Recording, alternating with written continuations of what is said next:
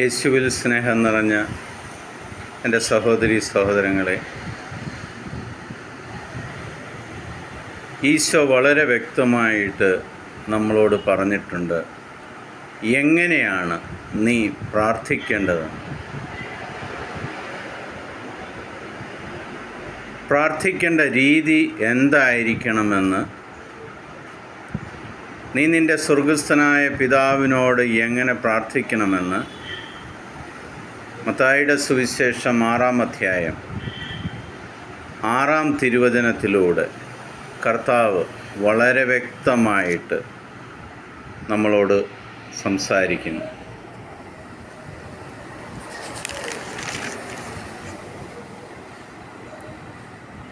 എന്നാൽ നീ പ്രാർത്ഥിക്കുമ്പോൾ നിൻ്റെ മുറിയിൽ കയറി കതകടച്ച്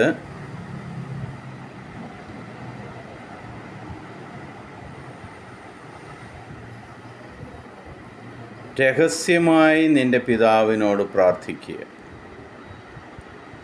രഹസ്യങ്ങൾ അറിയുന്ന പിതാവ് നിനക്ക് പ്രതിഫലം നൽകും.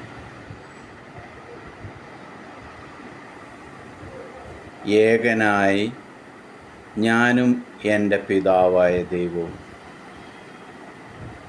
എൻ്റെ ആവശ്യങ്ങൾ അറിയുന്ന എൻ്റെ പിതാവിൻ്റെ അടുക്കൽ ഞാൻ രഹസ്യമായിട്ട് എൻ്റെ ആവശ്യങ്ങൾ പറയുമ്പോൾ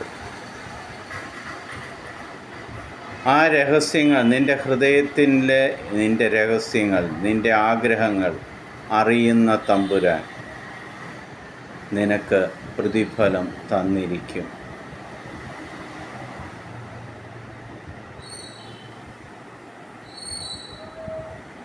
ഈശോയിൽ സ്നേഹം നിറഞ്ഞ മക്കളെ, നമ്മുടെ ആവശ്യങ്ങളുടെ മേലും കർത്താവ് തീരുമാനമെടുക്കുവാൻ നമുക്ക് നമ്മുടെ ഹൃദയം തുറന്ന് ആ പിതാവിൻ്റെ അടുക്കൽ, സർവശക്തനായ ദൈവത്തിൻ്റെ അടുക്കൽ രഹസ്യമായിട്ട് നമ്മുടെ നിയോഗങ്ങൾ സമർപ്പിക്കാം. നിങ്ങളുടെ മനസ്സിലെ രഹസ്യങ്ങൾ അറിയുന്ന കർത്താവ് ഇന്ന് നിങ്ങൾക്ക് സമൃദ്ധമായ അനുഗ്രഹങ്ങൾ തരട്ടെ എന്ന് പ്രാർത്ഥിക്കുന്നു. കർത്താവിൻ്റെ സമാധാനം എപ്പോഴും നിങ്ങളുടെ കൂടെ ഉണ്ടായിരിക്കട്ടെ.